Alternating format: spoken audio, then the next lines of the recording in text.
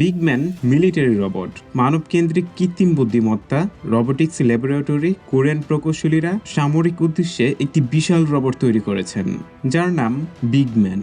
এই শক্তিশালী military robot এমন সব কাজ সম্পাদনের জন্য ডিজাইন করা হয়েছে যা কিনা মানুষের সাধ্যের বাইরে, যেমন ভারী বস্তু তোলা, চরম পরিবেশে কাজ করা এবং যুদ্ধ মিশনের সহায়তা প্রদান করে বিজয়ের পতাকা বহন করা। নাকি এর পেছনে লুকিয়ে আছে অন্য কিছু?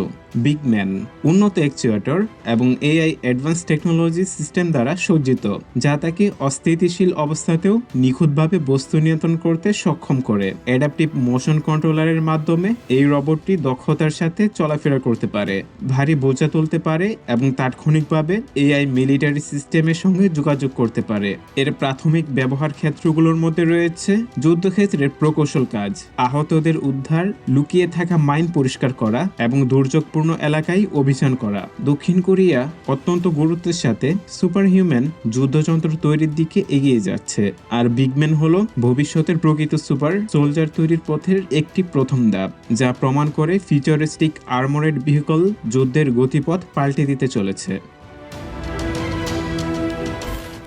কালেইডো, Japan company Kawasaki heavy industries সামরিক ও বেসামরিক উভয় উদ্দেশ্যে ব্যবহারযোগ্য একটি বহুমুখী হিউম্যানয়েড রোবট উন্নয়নের কাজ করছে। ঠিক এমন একটি প্রযুক্তি কালেইডো। তাহলে কি ভবিষ্যতে এসব রোবট মানুষের পরিবর্তে যুদ্ধে অংশগ্রহণ করবে?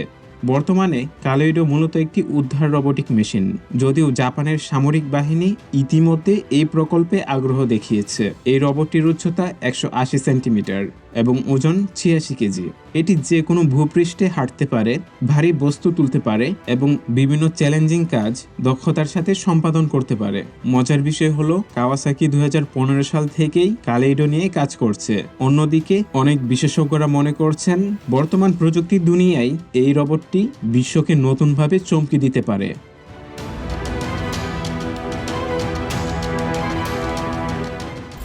কর্লেও আর্মড ভেহিকল, এটি এমন একটি 4 পা বিশিষ্ট হাইড্রোজেন পরিচালিত মেশিন। 2025 সালে এসে কাওয়াসাকি এমন একটি ভবিষ্যৎ নির্ভর যান উন্মোচন করেছে যার নাম কর্লেও। এটি এমন একটি 4 পা বিশিষ্ট হাইড্রোজেন চালিত মেশিন যা কিনা নিজের মধ্যাকর্ষণ কেন্দ্র পরিবর্তনের মাধ্যমে নিয়ন্ত্রিত হয়। যদিও এটি দেখে আপনার মনে হতে পারে যেন সাইফাই সিনেমা থেকে উঠে আসা কোন এক দানবীয় যন্ত্র, তবু কর্লেওর সক্ষমতা শুধু ভবিষ্যৎবাদীরই নয়, বরং প্রযুক্তির বিশারদদের মাঝেও ব্যাপক আগ্রহ তৈরি করেছে। এই যন্ত্রটি আত্মবিশ্বাসের সঙ্গে চলতে পারে উঁচু নিচু পাহাড়ি পথ, বনাঞ্চল সহ দুর্গম ভূখণ্ডে, যেখানে সাধারণ যানবাহনের কার্যকারিতা নেই বললেই চলে। কিন্তু হঠাৎ করেই কেনই বা এই মারাত্মক মেশিনের আবিষ্কার হলো? এর পিছনে কি যুদ্ধের কোনো সুবাস পাওয়া যাচ্ছে? অবাক হওয়ার কিছু নেই। এমন একটি প্ল্যাটফর্ম ইতিমধ্যেই সামরিক অভিযানের জন্য সম্ভাব্য ভিত্তি হিসেবে বিবেচিত হচ্ছে, বিশেষ করে সরঞ্জাম পৌঁছানো, আহতদের উদ্ধার এবং নজরদারির কাজ করার জন্য। একই সঙ্গে বেসামরিক ক্ষেত্রেও সম্ভাবনা ধরে রেখেছে। অভিযাত্রী কার্যক্রম, উদ্ধার মিশন, এমনকি চরম পর্যটনেও এর ব্যবহার হতে পারে।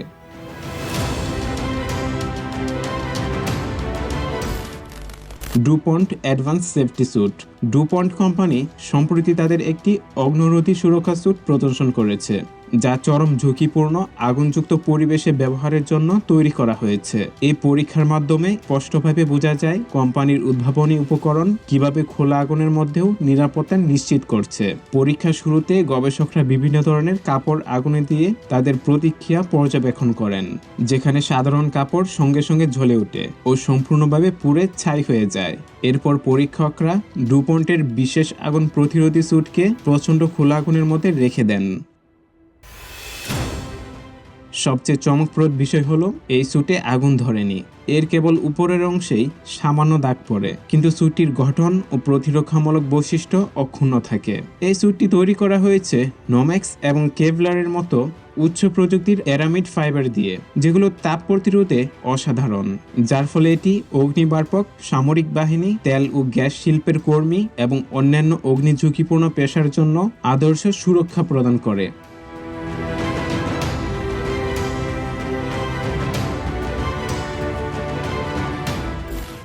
কাবুটম RX-03, এই জাপানি রোবটটি দেখতে ঠিক যেন ভবিষ্যতের একটি আসল সামরিক ট্যাঙ্ক, যার চেহারা অনেকটা একটি দানবকৃত গোল পোকার মতো।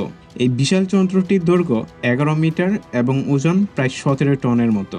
এটি 6টি পায়ের সাহায্যে চলাফেরা করতে পারে এবং মাথা থেকে মারাত্মক ভাষ্য নির্গত করতে পারে, যা মানুষকে সহজেই এন্টারটেইনমেন্ট করে নিজের সক্ষমতা দেখিয়েছে। তবে RX-03 খুব দ্রুত গতির নয়। এর সর্বোচ্চ গতি ঘন্টায় মাত্র 7 কিলোমিটার।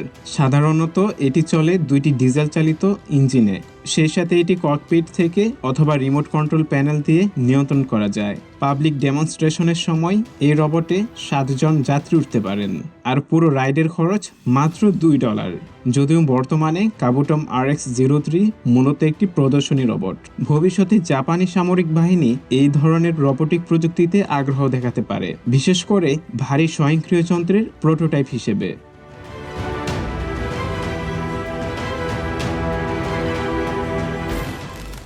R70i এক্সকেলেটন।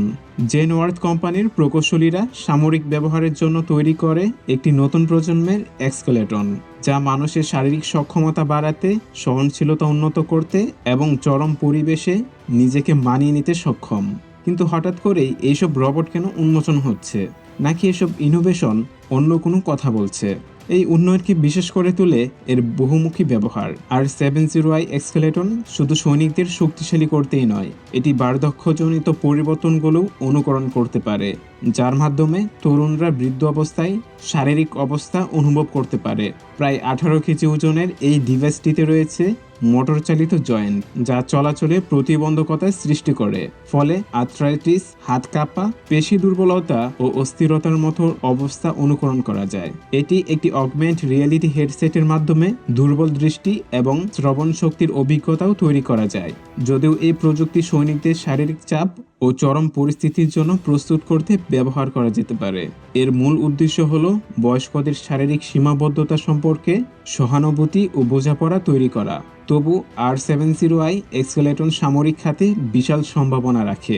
চিকিৎসা ও পুনর্বাসন, উচ্চ চাপযুক্ত প্রশিক্ষণ এবং সরাসরি যুদ্ধক্ষেত্রে সৈনিকদের সক্ষমতা বৃদ্ধির দিকেও এটি গুরুত্বপূর্ণ ভূমিকা রাখতে পারে।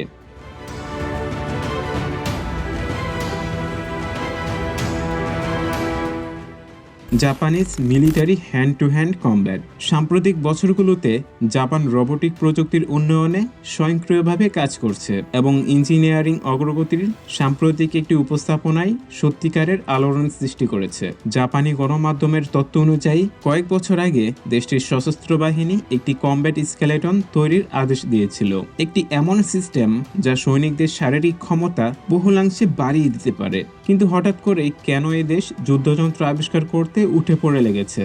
দীর্ঘ গবেষণা ও পরীক্ষার পর প্রকৌশলীরা প্রথম কার্যকর প্রোটোটাইপ উন্মোচন করেছেন, একটি বিশাল রোবোটিক বাহু যা ভবিষ্যতের এক্সকেলেটনের একটি অংশ হবে। এই প্রযুক্তির ডেমনস্ট্রেশন সাংবাদিকদের চমকে দিয়েছে।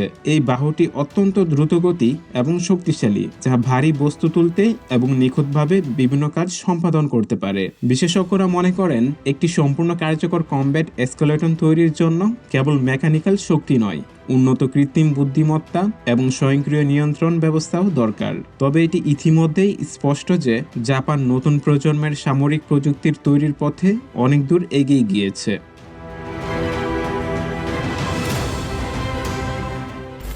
টাইটানোভা রোবট স্নেক। আপনার সামনে শুয়ে আছে কানাডার তৈরি একটি 15 মিটার দীর্ঘ বিশাল আকৃতির রোবোটিক সাপ। এই অনন্য প্রকল্পটি অনুপ্রাণিত হয়েছে প্রাগৈতিহাসিক প্রাণী টিটানোভা ক্যারেজনিসিস থেকে, যা ছিল পৃথিবীতে বসবাসকারী ইতিহাসের সবচেয়ে বড় সাপ। কিন্তু হঠাৎ করেই কেন এই রোবট সাপ বানালো? আগামীতে কি এইসব রোবট দিয়ে যুদ্ধ হবে নাকি অন্য কিছু? আজ থেকে প্রায় 58 মিলিয়ন বছর আগে এই সাপটি পৃথিবীতে বিচরণ করত, আর সেই সাপটিকেই অনুকরণ করে তৈরি করা হয়েছে এই রোবোটিক স্নেক।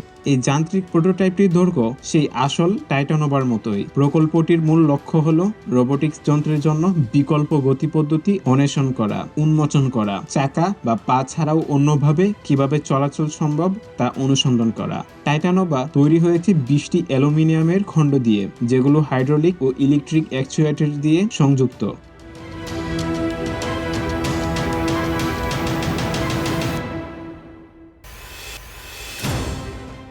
এই ডিজাইনের ফলে রোবটটি সাপের মতো ঢেউ, তরঙ্গাকৃতি, গতিবিধি অনুকরণ করতে পারে এবং অত্যন্ত বাস্তবধর্মীভাবে মাটির উপর দিয়ে চলাফেরা করতে পারে। এর ওজন প্রায় 1 টন। এটি ব্যাটারি চালিত এবং রিমোট কন্ট্রোল বা আধা স্বয়ংক্রিয় মোডে পরিচালিত হতে পারে। কিন্তু এই ভার্সনে যাত্রীবাহী প্ল্যাটফর্ম যুক্ত করা হয়েছে, যেখানে মানুষ এই বিশাল রোবটের উপর চড়ে যাত্রা উপভোগ করতে পারে। এছাড়াও এতে সেন্সর ও ক্যামেরা বসানোর সুযোগ রয়েছে, যা টাইটানোভাকে গবেষণা বা উদ্ধার অভিযানে, বিশেষ করে দুর্গম স্থানে ব্যবহারযোগ্য করে তুলতে পারে খুব সহজেই।